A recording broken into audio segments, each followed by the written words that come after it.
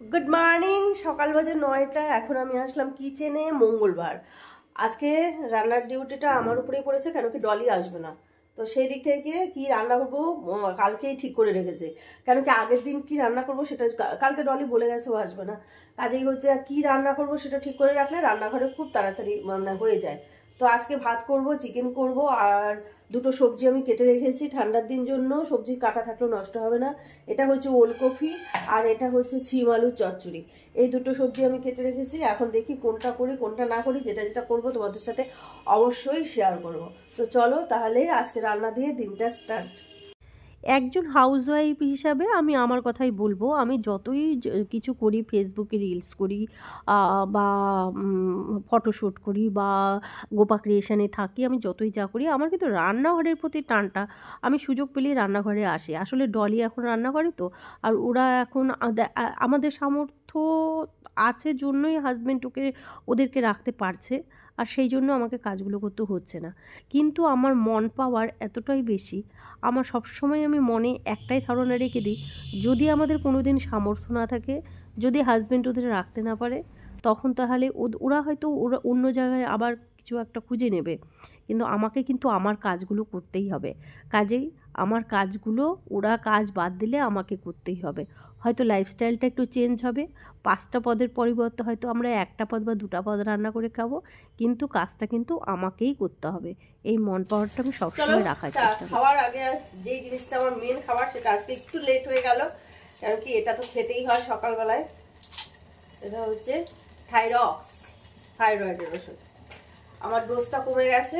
এটা 6 মাস বা 3 মাস পর পর যখনই শরীরে একটু মানে কোনো কিছু অসুবিধা হয়, তখনই থাইরয়েডটা অবশ্যই চেক করে নেই, আর ডোজটা অবশ্যই পাল্টিয়ে নিই, কেন কি ডোজ হেরফের হলে পরে আবার অসুবিধা হয়ে যায়। চা করে চাটা খেতে বসে গেছি, হাজবেন্ডের পাশেই বসেছি, গল্প করছি। তো চাটাকে তো আমরা গল্প করেই খাই। চলো চা খাওয়া কমপ্লিট। এদিকে ভাতও মানে অর্ধেক সেদ্ধ হয়ে গেল।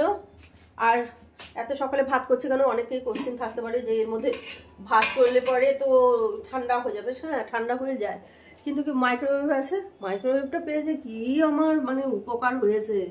মাইক্রোওয়েভে একদম ফনফনা ভাত গরম হয়, আগেও বলেছি এখনো বলছি, খুব সুন্দর। আমি শুধু ওই পারপাসে এখন পর্যন্ত ইউজ করেছি, তার বেশি কিছু করতে পারিনি, তোমাদের সাথে শেয়ারও করতে পারিনি।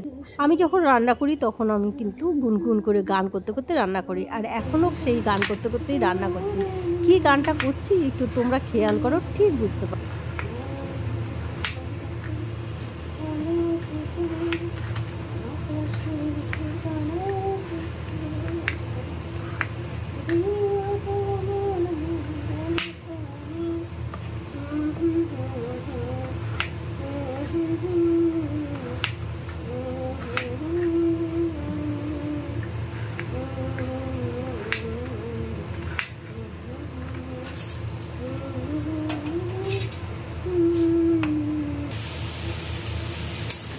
চলো তরকারি কড়াইয়ে বসিয়ে দিয়েছি, ওলকপি আর আলু জিরা তেজপাতা ফোড়ন দিয়ে বসিয়ে দিয়েছি। তারপরে লবণ হলুদ কিছুই দেয়নি, ভাজা ভাজা করে লাল হয়ে গেলে পরে তারপরে রুটিন মশলাগুলো, হলুদ লবণ জিরার গুঁড়ো সব কিছু দিয়ে কষিয়ে তারপরে নামানোর আগে গরম মশলা সামান্য ঘি দিয়ে নামিয়ে নিয়েছি।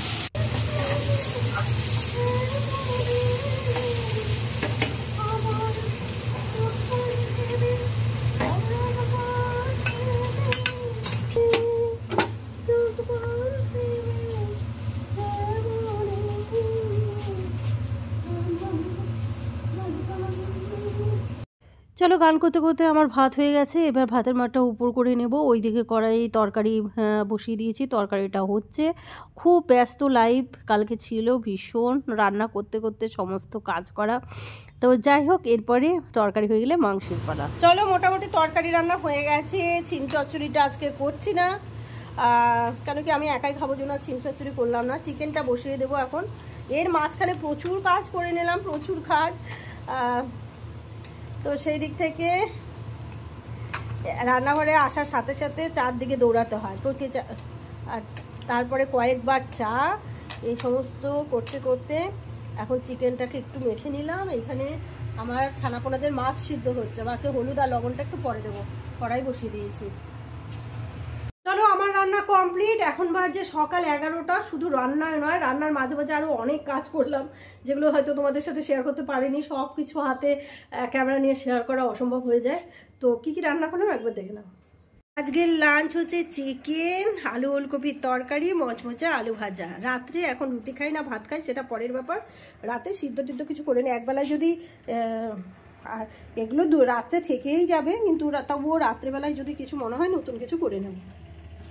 Good afternoon. বুধবার, বাজে এখন 1টা 9। আজকের দিনে সকালবেলাটায় আমি সেইভাবে তোমাদের সাথে কোনো কিছু শেয়ার করতে পারিনি। সকালবেলা উঠে প্রথমেই আজকে আমি মেহেন্দি পরেছি, 2 হাতে মেহেন্দি পরেছি, নিজে নিজেই পরেছি। এই যে নিজে নিজেই পরেছি, এরকম এরকম।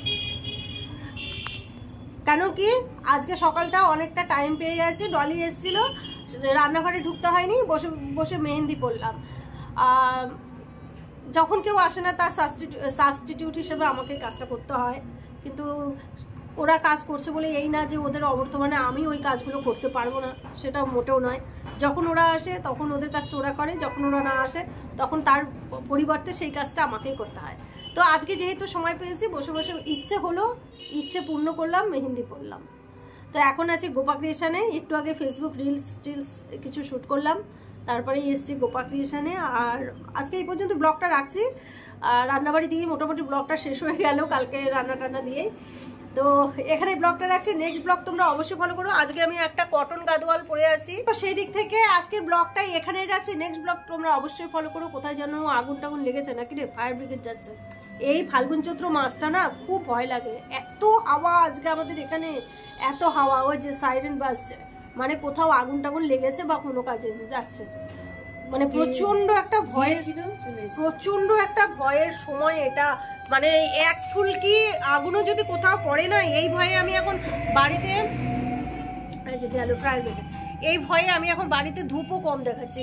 কেন কি ওই যে ধূপের ফুলকিগুলো ওড়ে ভয় লাগে। আর এই ক্রিয়েশনে ধূপ দেখাতে আসি আমি উপর থেকে, কিন্তু ভয় লাগে, কাপড় চোপড়ের ব্যাপার তো, সেই দিক থেকে ধূপকাঠি দিয়েই সাধারণত ধূপ দেই এখন। এত প্রচণ্ড হাওয়া, ফাল্গুন চৈত্র মাসের হাওয়াটা উঠে গেছে। তো যাই হোক, আজকে ব্লগটা এখানেই রাখছি। নেক্সট ব্লগ তোমরা অবশ্যই ফলো করো। যদি ভালো লাগে তাহলে অবশ্যই একটা লাইক দিয়ে দিও, সাবস্ক্রাইব করে নাও channel my family my life Bengali blog. পরবর্তী ব্লগের নোটিফিকেশনের দিকে লক্ষ্য রেখো। ততক্ষণের জন্য টাটা, বাই বাই, ভালো থেকো সবাই।